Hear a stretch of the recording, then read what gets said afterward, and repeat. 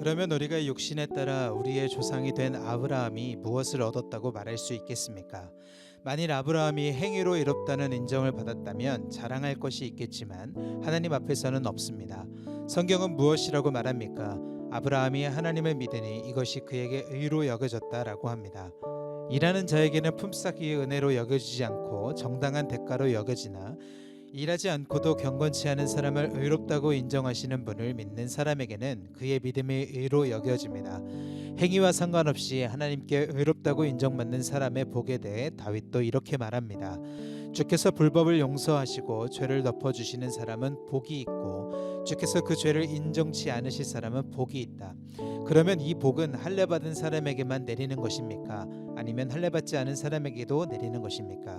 우리가 말하기를 아브라함이 하나님을 믿으니 이것이 그에게 의로 여겨졌다라고 했습니다. 그러면 이것이 어떻게 의롭게 여겨졌습니까? 그가 할례를 받은 때입니까? 아니면 할례를 받지 않을 때입니까? 할례를 받은 때가 아니라 할례를 받지 않은 때입니다. 그가 할례의 표식을 받은 것은 할례를 받지 않을 때에 얻은 믿음의 의를 확증하는 것이었습니다. 이는 아브라함이 할례 받지 않은 사람으로서 믿는 모든 사람들의 조상이 돼 그들도 의롭다는 인정을 받게 하려는 것이었습니다. 그는 또한 할례 받은 사람의 조상이 됐습니다. 곧 할례를 받았을 뿐 아니라 우리 조상 아브라함이 할례를 받지 않은 때에 가졌던 믿음의 발자취를 따르는 사람들의 조상이 됐습니다. 아브라함이나 그의 후손에게 세상의 상속자가 되리라고 하신 약속은 율법으로 인해 된 것이 아니라 오직 믿음의 의로 인해 된 것입니다. 만일 율법을 따라 사는 사람들이 상속자가 된다면 믿음은 무효가 되고 약속은 파기되었을 것입니다. 왜냐하면 율법은 진노를 부르기 때문입니다. 율법이 없는 곳에는 범법함도 없습니다. 그러므로 약속은 믿음으로 말미암습니다. 이는 아브라함의 모든 후손 곧 율법을 따라 사는 사람뿐만 아니라 아브라함의 믿음을 따라 사는 사람에게도 은혜로 이 약속을 보장해 주시기 위한 것입니다. 아브라함은 우리 모두의 조상입니다. 기록되기를 내가 너를 많은 민족의 조상으로 세웠다라고 한 것과 같습니다.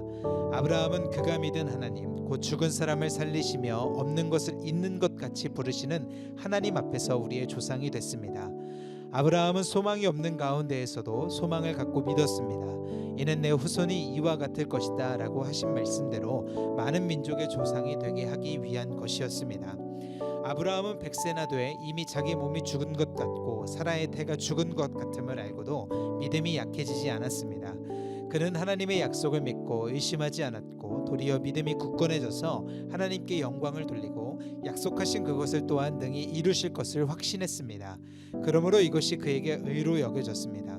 그에게 의로 여겨졌다라는 말은 아브라함만을 위해 기록된 것이 아니라 의롭다는 인정을 받은 우리 곧 우리 주 예수를 죽은 사람 가운데서 살리신 분을 믿는 우리도 위한 것입니다. 예수께서는 우리의 범죄로 인해 죽음에 넘겨지셨고 우리의 의를 위해 살리심을 받았습니다. 그러므로 우리는 믿음으로 의롭다는 인정을 받아 우리 주 예수 그리스도로 인해 하나님과 더불어 화평을 누리고 있습니다. 또한 우리는 그분으로 인해 우리가 서 있는 은혜에 들어감을 얻었으며 하나님의 영광을 바라며 기뻐합니다. 뿐만 아니라 우리는 또한 환난 가운데에서도 기뻐합니다. 이는 환난은 인내를, 인내는 연단을, 연단은 소망을 이루는 줄을 알기 때문입니다. 이 소망은 우리를 낙심시키지 않습니다. 하나님께서 우리에게 주신 성령으로 인해 그분의 사랑을 우리 마음에 부어주셨기 때문입니다. 우리가 아직 연약할 때 그리스도께서는 작정된 시기에 경건하지 않은 사람을 위해 죽으셨습니다. 의인을 위해 죽는 사람은 거의 없고 선한 사람을 위해 가감히 죽는 사람은 간혹 있기는 합니다. 그러나 우리가 아직 죄인이었을 때 그리스도께서 우리를 위해 죽으심으로 하나님께서는 우리에 대한 그분의 사랑을 나타내셨습니다. 그러므로 이제 우리가 그리스도의 피로써 의롭다는 인정을 받았으니 그리스도로 인해 하나님의 진노에서 확실히 구원받을 것입니다. 우리가 하나님과 원수됐을 때 하나님의 아들이 죽으심으로 인해 그분과 화목하게 됐으니 화목하게 된 우리는 하나님의 생명으로 인해 확실히 구원을 받을 것입니다.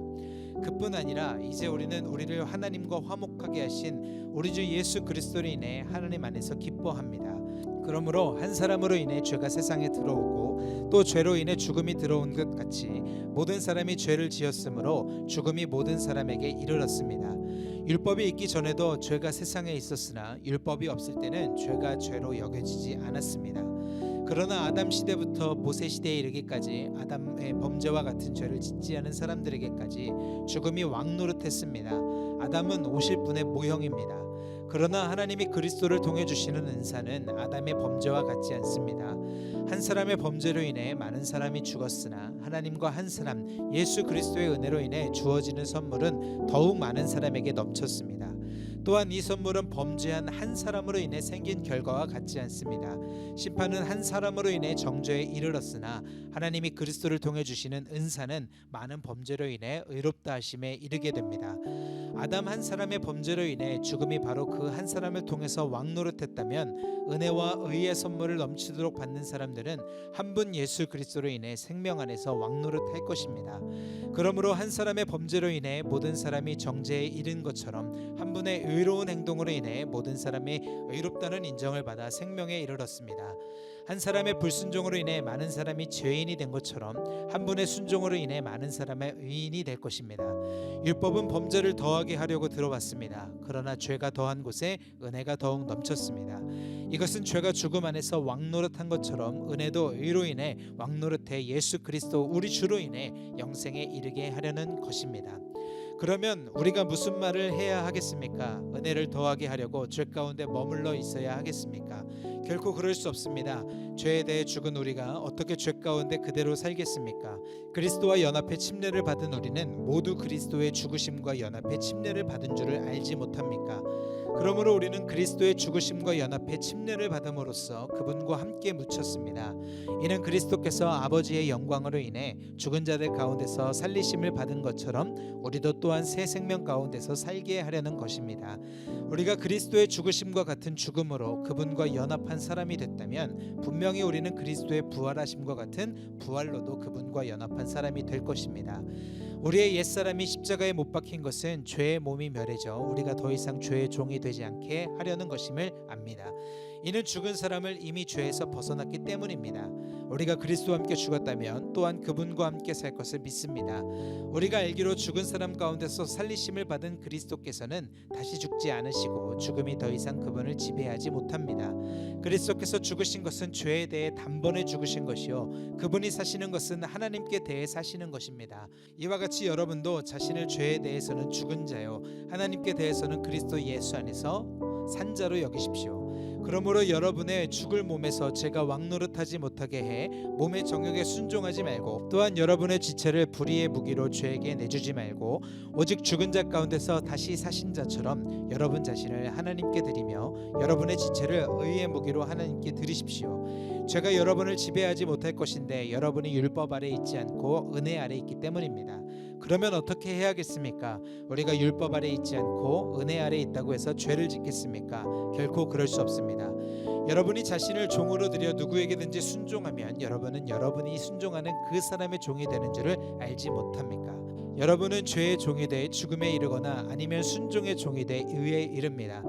그러나 하나님께 감사드립시다. 여러분이 전에는 죄의 종이었으나 이제는 여러분이 전에 받은 교훈의 본을 마음으로부터 순종함으로 죄에서 해방돼 의의 종이 됐습니다. 여러분의 육신이 연약함으로 내가 사람의 방식대로 말합니다.